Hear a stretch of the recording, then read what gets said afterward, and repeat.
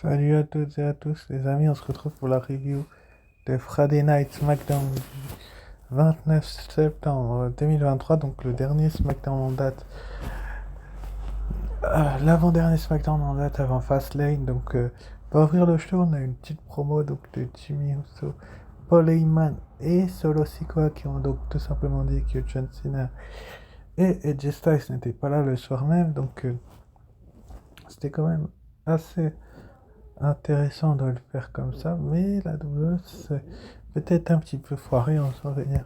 Karl Anderson, enfin personnellement c'est mon avis positif ou négatif.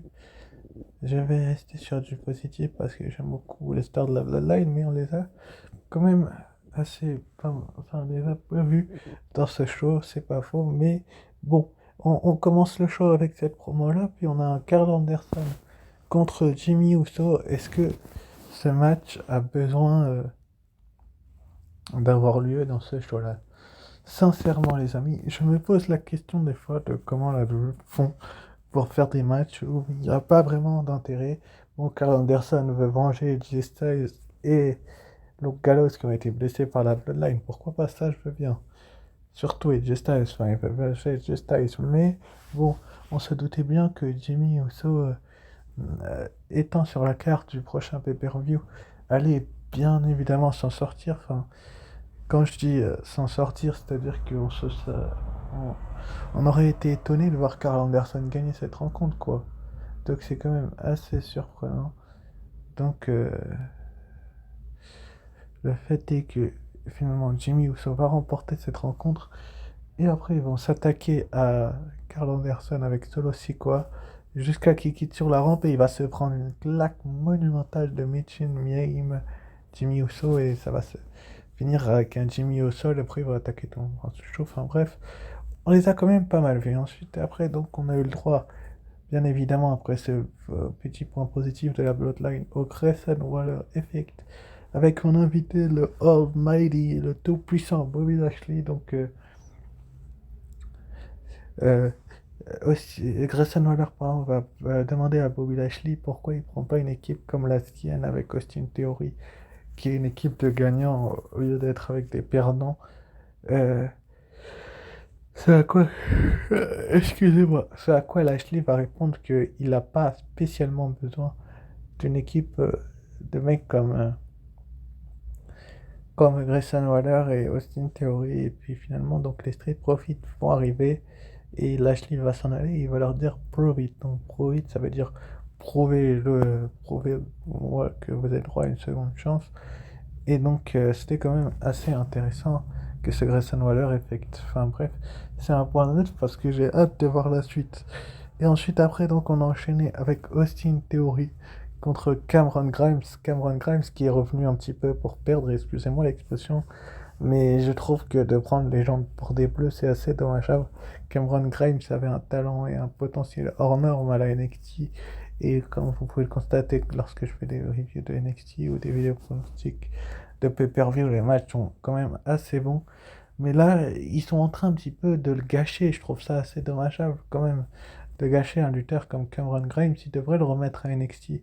Après, c'est mon point de vue personnel, mais je trouve que la fait que Austin Theory ait gagné ce match veut tout dire. J'ai l'impression que Triple H et Vince McMahon n'ont un peu rien à secouer de Cameron Grimes et qui veulent juste pusher Austin Theory, alors qu'Austin Theory n'est plus champion des États-Unis. En parlant du titre des États-Unis, justement, c'était le match suivant, donc Rey Mysterio contre Mysterio contre Santos Escobar pour le titre des États-Unis. Ça a été un match, mais les amis, il a été incroyable. J'ai jamais vu de match aussi excellent que celui-ci, parce que franchement, si on m'avait dit par le passé que Rey Mysterio et Santos Escobar, les deux membres de la LWO, nous sortiraient un match comme ça pour l'un des plus prestigieux titres à la WWE, en la personne du titre des États-Unis, je crois que j'y aurais jamais cru. Mais franchement, ils ont assez volé la vedette au premier match, et puis même au Grayson Waller Effect. Mais franchement, Rey Mysterio, Santos Escobar, j'ai jamais imaginé que ce match soit aussi incroyable.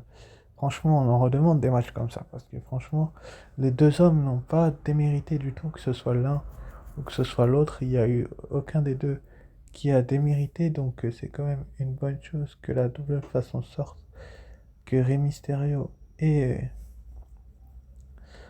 Santos Escobar nous livrent un tel match. Finalement, Rey Mysterio va s'en sortir en rencontrant le fantôme Driver en tombée assez spéciale, donc pour conserver son titre. Donc Rey Mysterio va rester champion des États-Unis. Ça paraissait assez logique, étant donné qu'il est le titre depuis peu. Donc on demande au Street Profit de prouver.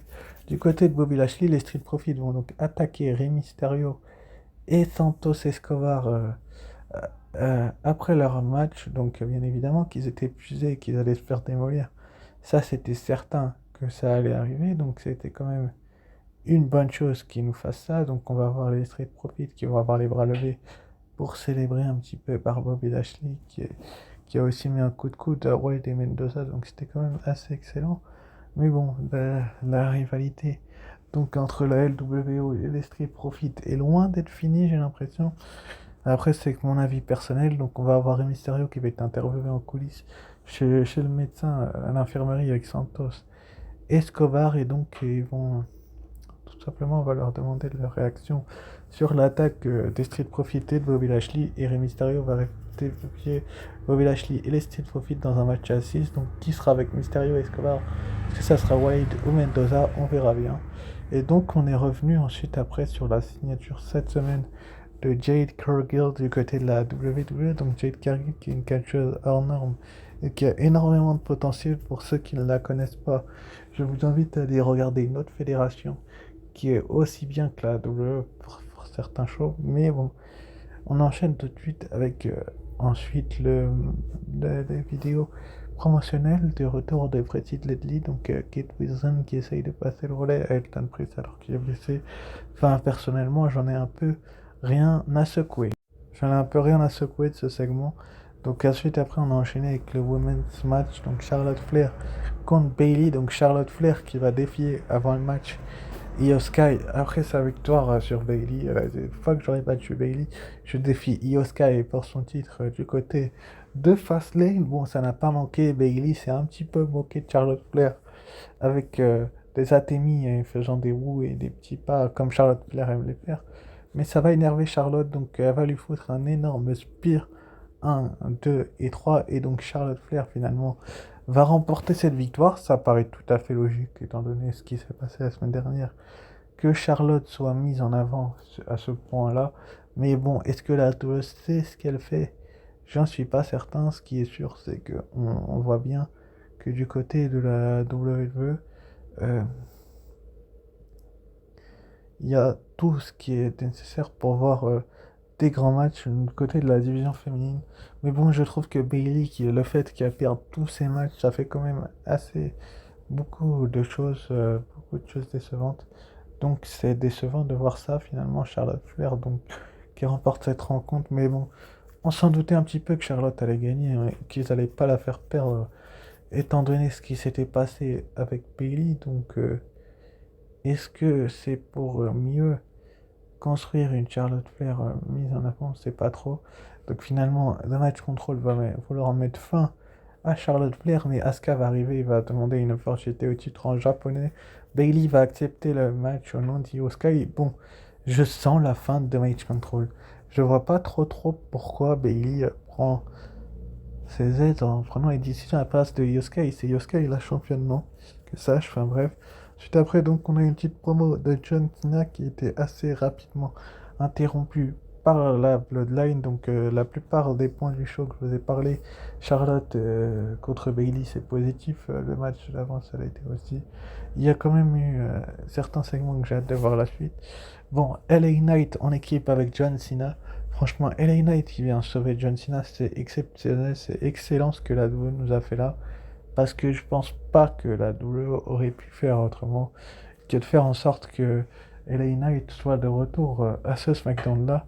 C'est une chose vraiment incroyable que la WWE nous a fait de faire revenir LA Knight, la méga star, donc lors de ce SmackDown-là. Mais bon, est-ce que LA Knight peut être mis sur les devants de la scène dans les prochaines semaines? J'en suis pas certain du tout. Ce qui est sûr, c'est que il va feu avec Roman Reigns, vu ce qui s'est passé, où il est venu sauver John Cena et s'en prendre à Solo Sikoa et à Jimmy Uso en les couchant. Et avec des enchaînements de prix, je vois pas trop comment il va s'en sortir sans rancœur de la part de Roman Reigns. Donc Roman Reigns sera de retour le 13 octobre du côté de SmackDown, donc juste après Fastlane. Donc finalement, il va signer le contrat et il va dire à John Cena, toi et moi on fait équipe à Fastlane. Donc j'ai trouvé ce point-là vraiment bon parce que je trouve que John Cena seul contre la Bloodline, il aurait eu du mal, mais là avec LA Knight, il a peut-être la possibilité de gagner cette rencontre. Enfin bref, c'est quand même des points positifs. Ensuite après, donc on a eu Nia Jax contre Shayna Baszler qui nous a été annoncé pour le prochain Raw, donc de ce lundi, donc après-demain. Pour ceux qui ne le savent pas, on aura également Senior Money in the Bank, la moitié des champions par équipe, Damien Priest, face à Main Event Jey Uso. Donc on va voir lequel de ces deux hommes va le mieux s'en sortir et va être mis sur les devants de la scène, comme je l'ai annoncé lors de la dernière review de Raw. Becky Lynch ou Tiffany Stratton, la gagnante de cette nuit du de NXT contre Tegan Knox pour la NXT Women's Championship. Donc est-ce que Tiffany Stratton va récupérer son titre et défier Tegan Knox, ou est-ce que ça sera Becky Lynch? On verra bien.